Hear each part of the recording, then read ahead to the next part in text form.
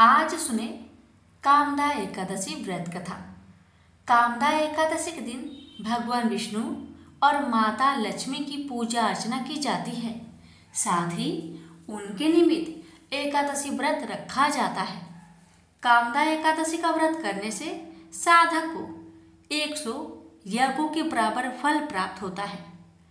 हर साल चैत्र माह के शुक्ल पक्ष की एकादशी तिथि को कामदा एकादशी मनाई जाती है। इस साल 19 अप्रैल को कामदा एकादशी पड़ रही है। कामदा एकादशी पूजा विधि। कामदा एकादशी के दिन सुबह उठकर नहाने के बाद साफ कपड़े पहने जाते हैं। इसके बाद भगवान विष्णु को याद करते हुए व्रत का संकल्प ले। पूजा करने के लिए लकड़ी की चौकी पर लाल कपड़ा बिछाकर भगवान विष्णु की प्रतिमा स्थापित करें। इसके बाद प्रतिमा के सामने एक लोटे में जल, अक्षत, तिल और रौली डालकर रखें। भगवान विष्णु को भोग में फल, दूध, फूल, पंचामृत और तिल आदि अर्पित करें। इसके बाद घी का दीपक जलाएं और मन में श्री हरि और माँ लक्ष्मी का स्मरण करें। फिर विष्णु भगवान की आरती करते हुए मंत्रों का जाप करें और आखिर में व्रत कथा पढ़ने के बाद पूजा संपन्न होती है। व्रत कथा। धर्मराज युधिष्ठिर कहने लगे कि हे भगवान, मैं आपको कोटि कोटि नमस्कार करता हूँ। अब आप कृपा करके चैत्र शुक्ल एकादशी का महात्म्य कहिए। श्री कृष्ण कहने लगे कि हे धर्मराज, यही प्रश्न एक समय राजा दिलीप ने गुरु वशिष्ठ जी से किया था और जो समाधान उन्होंने किया वो सब मैं तुमसे कहता हूँ। प्राचीन काल में भोगीपुर नामक एक नगर था। वहाँ पर अनेक ऐश्वर्यों से युक्त पुंडरीक नाम का एक राजा राज्य करता था। भोगीपुर नगर में अनेक अप्सरा, किन्नर तथा गंधर्व वास करते थे। उनमें से एक जगह ललिता और ललित नाम के 2 स्त्री पुरुष अत्यंत वैभवशाली घर में निवास करते थे। उन दोनों में अत्यंत स्नेह था, यहाँ तक कि अलग अलग हो जाने पर दोनों व्याकुल हो जाते थे।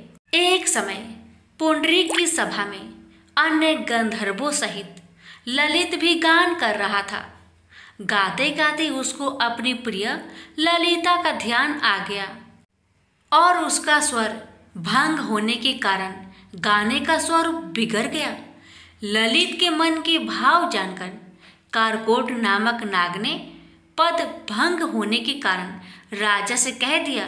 तब पुंडरीक ने क्रोधपूर्वक कहा कि तू मेरे सामने गाता हुआ अपनी स्त्री का स्मरण कर रहा है, अतः तू कच्चा मांस और मनुष्य को खाने वाला राक्षस बनकर अपने किए कर्म का फल भोग।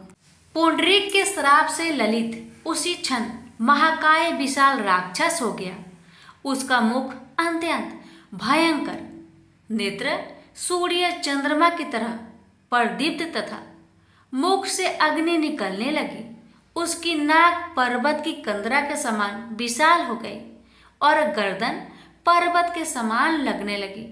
सिर के बाल पर्वतों पर खड़े वृक्षों के समान लगने लगे तथा भुजाएं अत्यंत लंबी हो गई। कुल मिलाकर उसका शरीर 8 योजन के विस्तार में हो गया। इस प्रकार राक्षस होकर वह अनेक प्रकार के दुख भोगने लगा। जब उसकी प्रियतमा ललिता को यह वृत्तांत मालूम हुआ तो उसे अत्यंत खेद हुआ और वह अपने पति के उद्धार का यत्न सोचने लगी। वह राक्षस अनेक प्रकार के घोर दुख सहता हुआ घने वनों में रहने लगा। उसकी स्त्री उसके पीछे पीछे जाती और विलाप करती रहती। एक बार ललिता अपने पति के पीछे घूमती घूमती विंध्याचल पर्वत पर पहुंच गई, जहां पर श्रृंगी ऋषि का आश्रम था। ललिता शीघ्र ही श्रृंगी ऋषि के आश्रम में गई और वहां जाकर विनीत भाव से प्रार्थना करने लगी। उसे देखकर श्रृंगी ऋषि बोले, कि हे सुभगे, तुम कौन हो और यहाँ किस लिए आई हो? ललिता बोली कि हे मुने, मेरा नाम ललिता है। मेरा पति राजा पुंडरीक के श्राप से विशालकाय राक्षस हो गया है। इसका मुझको महान दुख है। इसके उद्धार का कोई उपाय बतलाए। श्रृंगी ऋषि बोले, हे गंधर्व कन्या, अब चैत्र शुक्ल एकादशी आने वाली है, जिसका नाम कामदा एकादशी है। इसका व्रत करने से मनुष्य के सब कार्य सिद्ध होते हैं। यदि तू कामदा एकादशी का व्रत कर उसके पुण्य का फल अपने पति को दे दे तो वह शीघ्र ही राक्षस योनि से मुक्त हो जाएगा और राजा का श्राप भी अश्वमेव शांत हो जाएगा। मुनि के ऐसे वचन सुनकर ललिता ने चैत्र शुक्ल एकादशी आने पर उसका व्रत किया और द्वादशी को ब्राह्मणों के सामने अपने व्रत का फल अपने पति को देती हुई भगवान से इस प्रकार प्रार्थना करने लगी, हे प्रभु, मैंने जो यह व्रत किया है इसका फल मेरे पतिदेव को प्राप्त हो जाए, जिससे वह राक्षस योनि से मुक्त हो जाए। एकादशी का फल देते ही उसका पति राक्षस योनि से मुक्त होकर अपने पुराने स्वरूप को प्राप्त हुआ। फिर अनेक सुंदर वस्त्राभूषणों से युक्त होकर ललिता के साथ विहार करने लगा। उसके पश्चात वे दोनों विमान में बैठकर स्वर्गलोक को चले गए। वशिष्ठ मुनि कहने लगे कि हे राजन, इस व्रत को विधि पूर्वक करने से समस्त पाप नाश हो जाते हैं तथा राक्षस आदि की योनि भी छूट जाती है। संसार में इसके बराबर कोई और दूसरा व्रत नहीं है। इसकी कथा पढ़ने या सुनने से वाजपेयी या का फल प्राप्त होता है। अब आइए जानते हैं कामदा एकादशी व्रत की तिथि।